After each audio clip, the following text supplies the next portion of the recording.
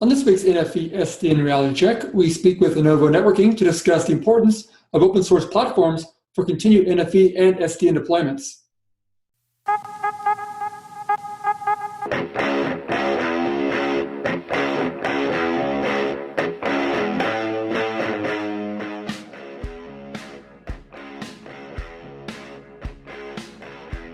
All right, well, hey, thanks for joining us on this week's NFV SDN Reality Check. This week we're joined by Igor Marty, who's the CTO for Telco at Lenovo Networking. Talk a bit about the company and also about the NFV and SDN and virtualization space. So Igor, thanks very much for joining us this week. We appreciate it.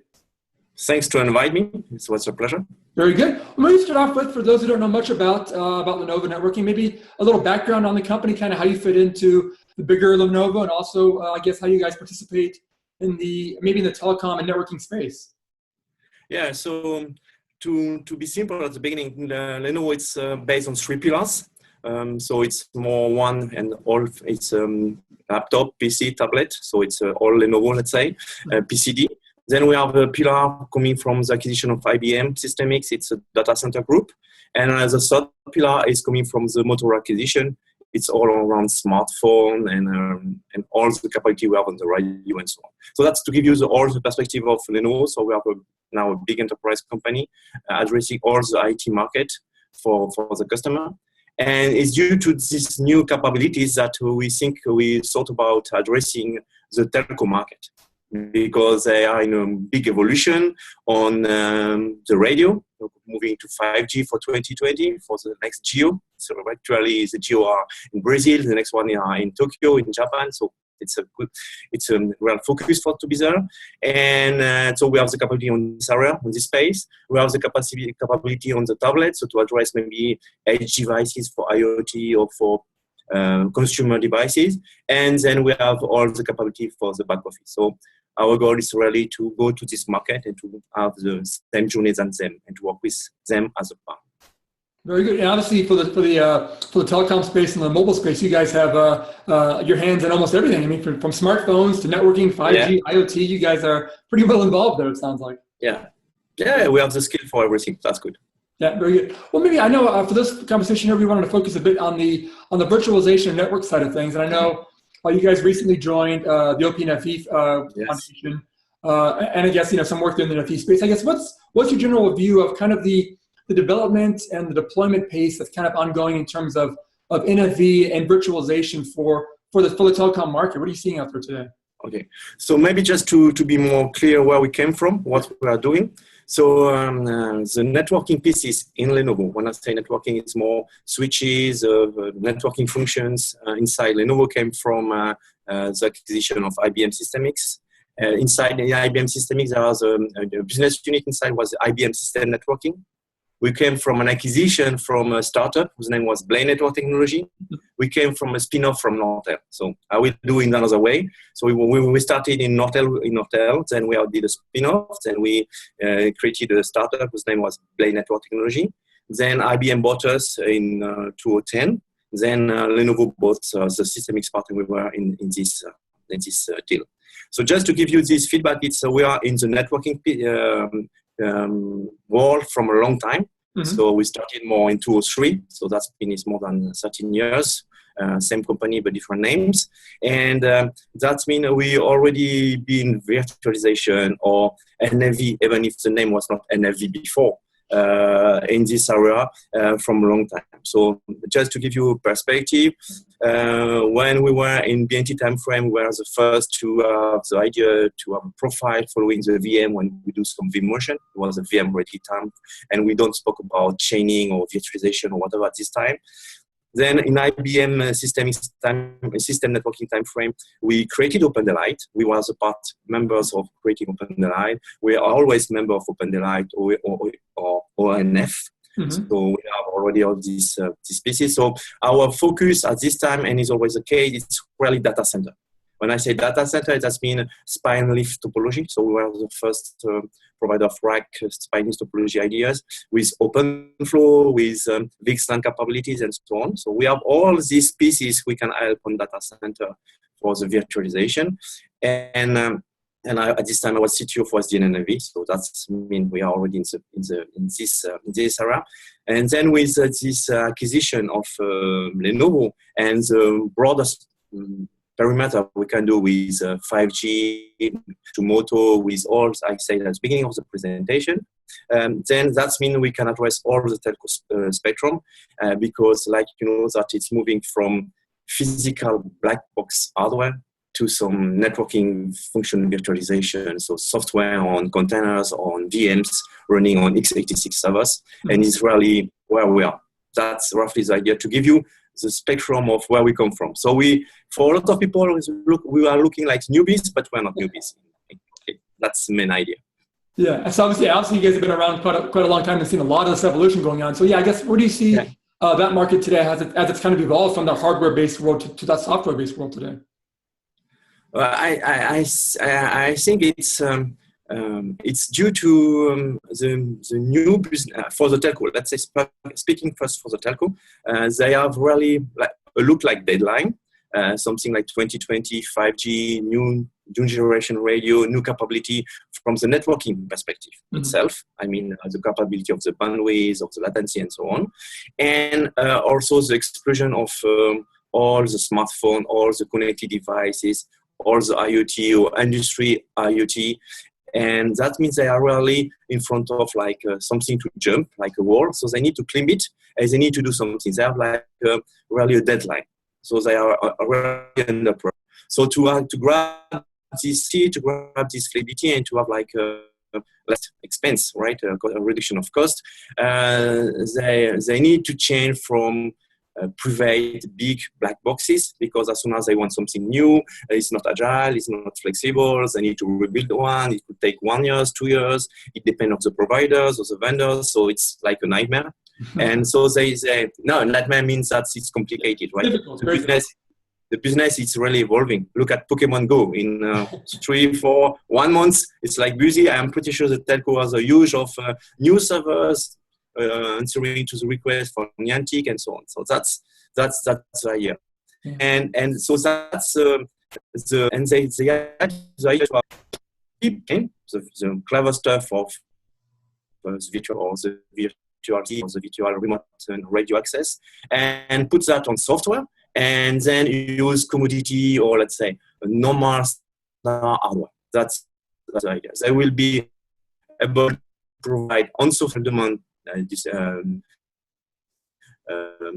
or something like that. So it will be quick, it will be easy, it will be interoperable, and not blocked to one provider or one vendor. That's the idea. And with this networking function virtualization, or to a new type of request in hours, weeks, or months, not in years or something like that. That's roughly the idea they are pushing. So this is for the telco. So the telco is moving on that way quickly because they have really huge pressure of 2020, like we say all the time. Now regarding enterprise, they will follow the same way. Maybe not with this pressure for 2020. It will maybe arrive, let's say, in 22, 24. I don't know exactly, but it will be later on. But they will follow the same way. And we already saw that moving on with people with a success about like NS6, you know, when VMware about Nicira, or some people like Nuage or Midikura, they're creating some, let's say, not basic, but some virtual function like router, virtual firewall, virtual bouncer for enterprise, this idea of chaining. But at the enterprise time, at the beginning, it was more naming SDN than really NFV. Now with NFV wording for really telco and specific networking function, we use also an NFV for the enterprise story, but it's more basic, let's say, we say basic standard virtual networking function today. But it will arrive for sure.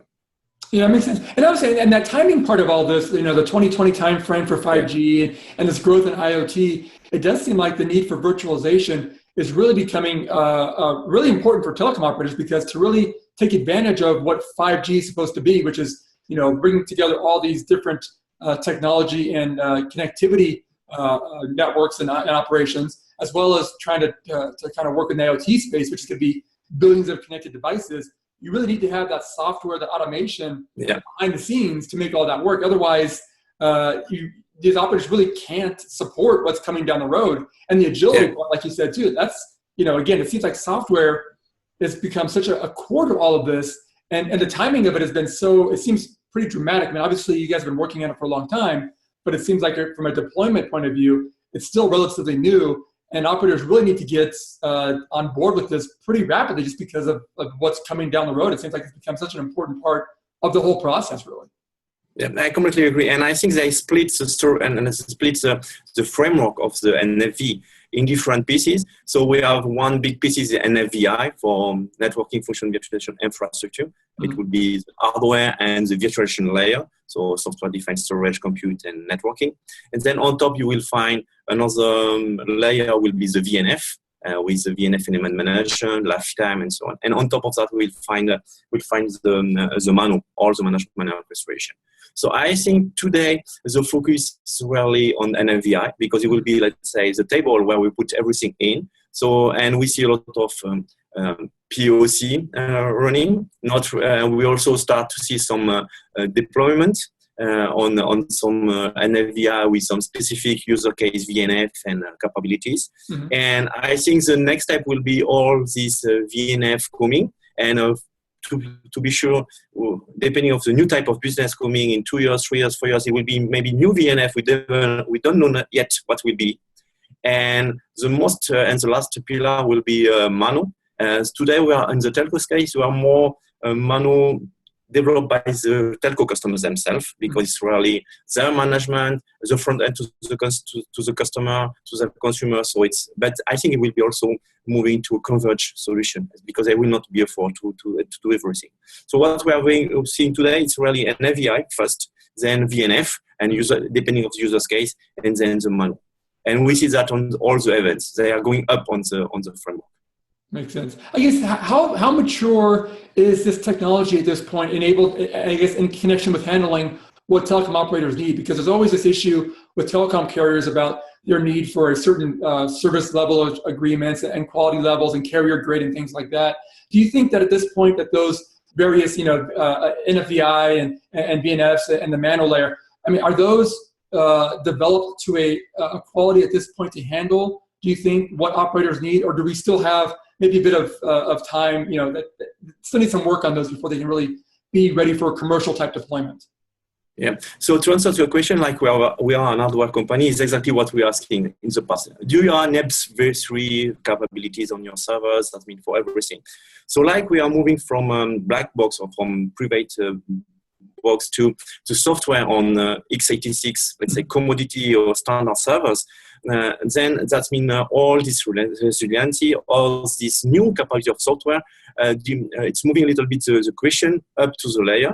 So that means now hardware could be more standards or could be more cloud approach or cloud-ready approach, and the software will do the job of carrier-grade approach. That's the idea. So that means for our hardware perspective, it's less pressure on that way. But of course, we need to have the same quality of the hardware. I don't say it's not, but not maybe all these V3 capabilities, plan, stamp, and everything. And it's more on the software. But software with all the capability already deployed and developed for cluster, for fabrics and so on, can handle this carrier-grade solution. So the discussion is more moving to maybe the VIM, the virtual management infrastructure, or the MANO to handle this carrier-grade solution, more than really the physical on that.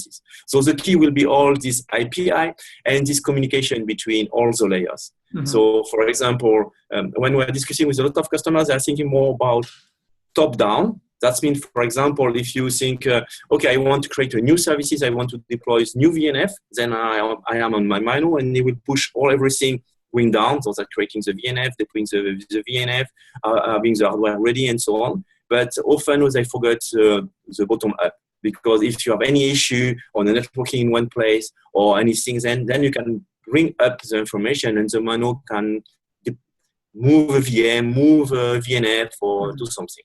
That's really in the both way. So that means API and this interoperability testing will be the key and will be what will be the carrier grade solution.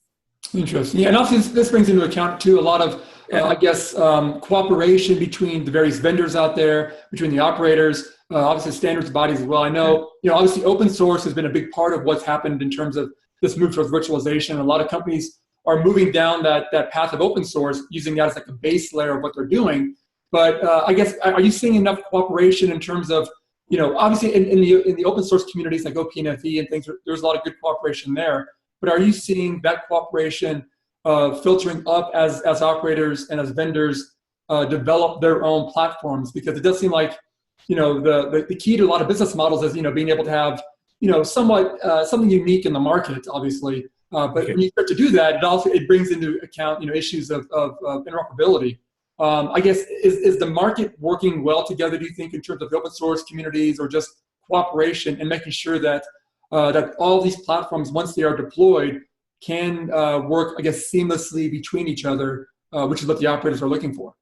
Yeah, so your question is exactly why OPNFV was created, by the way. It's you have different puzzles, OpenDaylight on us, you have OpenStack, and now we can put all together on the hardware and all working fine. So that's the key. That came from when you came from a unique, let's say, brain vendors doing everything. Yep. Then the interoperability will be easiest, but then you are blocked to this vendor. You are connected to this vendor. You need to do with that. So in your open perspective, it's really we have different level of open. For example, you have the open software, the open community. So exactly what we are seeing for the telcos, they are really embracing the idea of open. They don't want to be blocked. From my understanding, they are not looking for one provider for all the framework. That's been from the bottom to the top or vice versa. They are looking for more interoperability because maybe a VNF for specific business need to be from this vendor, and another VNF for another business need to be to other vendor. And by the way, they don't want to be blocked to this hardware provider, but to different hardware provider. So it's like you say, it's like a mess, but they need to work on that. They need to work on that area. And for us, so for us, what we are seeing, our focus is really the NFVI piece, right? We are not developing some VNF. We are not developing some Mano or whatever. So our idea to helping on that on your question is, our goal is a workbench, let's say like this, a workbench with our hardware, with some partners on virtualization layer like OpenStack, like Wind River, and to provide the best NFVI solution platform to the customer, to say, okay, we will not be like a vendor customer, but we'll be your partner. And the idea, use this workbench, put the tool you want in this workbench, and we will do the tweak or the testing or the interoperability on the workbench to get the bandwidth, the latency you are looking for this virtual function. That's the idea. So our idea is really to provide the best table we can and to be open to any VNF on top or any menu management on top. Right? That's the first level of open. Mm-hmm. So we launched that in the Red Hat Summit, and we named that Open Platform at Lenovo. The name is Opal. So that's we say, that's the idea. So it's really an AVI. So really it's not just working with a partner and saying, okay, we have OpenStack from Red Hat, for example, and we have us. And it's really tight integration, like I say, bottom up and top bottom for the logs, for the API and so on. That's the idea. And we want also to push the idea of open a step further. That's been all the people say x86 server is commodity and so on. We are not scared by commodity from a Lenovo perspective. Laptop is a commodity, and we are very good in laptop. So we're not scared by commodity.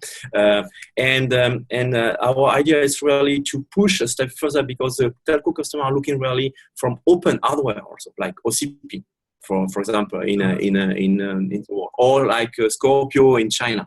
So our idea, like we have capability on this hyperscale area, we want to push also the capability to have an OCP solution for the telco. The actual OCP solution are not done for enterprise. It's more really for some workflow, some specific workload from, for example, Facebook, Microsoft, and so on.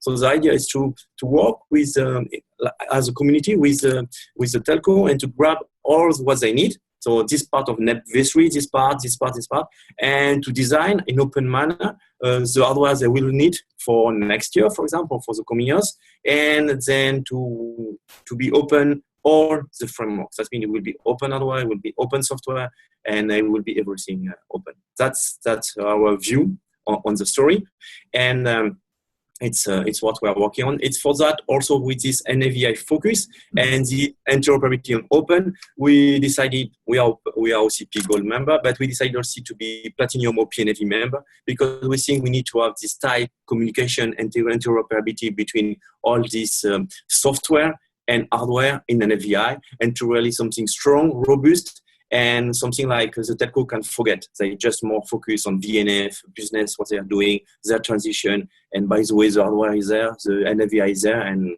it's working. That's the idea.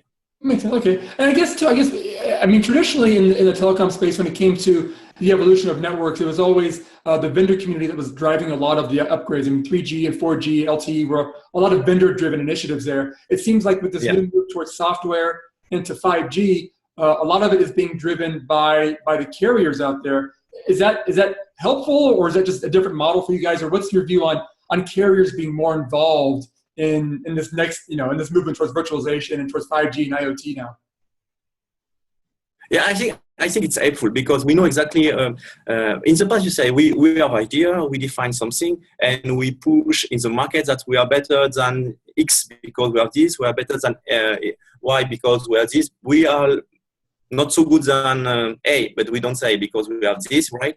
But the idea is, for once, we have around on the same bus, on the same direction. We have the customer, we have the vendors, the IT. So that means we are all in the same way, all in the same direction, and we grab some information very important.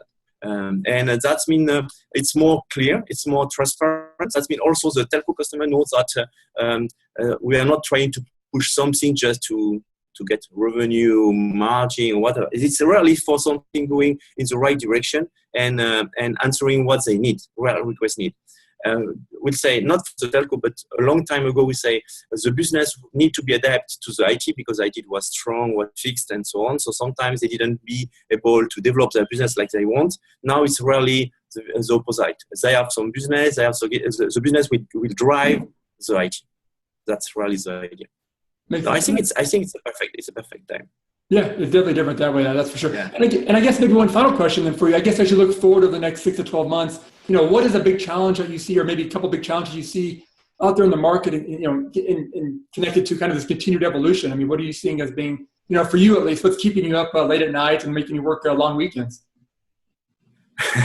Yeah, so I think like I told you, the first launch will be to have this NFVI done, ready, POC tested with this new type of open hardware, for example, and validated at scale. That means not maybe 1 rack, 2 racks of servers testing, and when you do a VNF scale out or solution scale out, then you realize you have some issue on maybe management or deployment and so on. So that means it will be, for the NFVI perspective, will be this new type of hardware and NFVI solution created, POC testing at normal and scale solutions. Then we'll see and it's already started. So VNF management, VNF interoperability, chaining tested, and it will start, and it's already started by user case, but it will be more now a more global range. So we saw a lot of VCP, but now we still to see more VBRAS, PC, and so on. So that's a good point. And we are already seeing that we have a lot of hype now, or information coming on the MANO. We see some telco opening their MANO, their orchestration tools. So that will be really on that way on the focus. And I think the community have really played to do, and it's quicker than maybe vendor alone. Even the vendor alone handle everything. So I think it will be busy, and I agree with you. 2020 is tomorrow. It's not so far away. That's true. That's a good point. You're right. We talked about a lot as being far away, but it really is not that far away. So obviously, a lot of work still needs to be done. But well, Igor, definitely appreciate you get insight on the topic. Yes, thanks for your time. Thanks so much for that, and hopefully we can touch base again soon on the topic. Yes, thank you very much. Thanks a lot. Thank you. Take care. Well, thanks for watching this week's show, and make sure to check out our next show when we speak with Accenture to look at how enterprises are moving towards network virtualization. NFV SDN Reality Check with Dan Meyer is a production of RCR TV. To suggest show topics or to reach Dan, you can find him on email, dmeyer@rcrwireless.com, and on Twitter @Meyer_Dan. For more Dan, news on NFV SDN and everything wireless, find your way over to rcrwireless.com.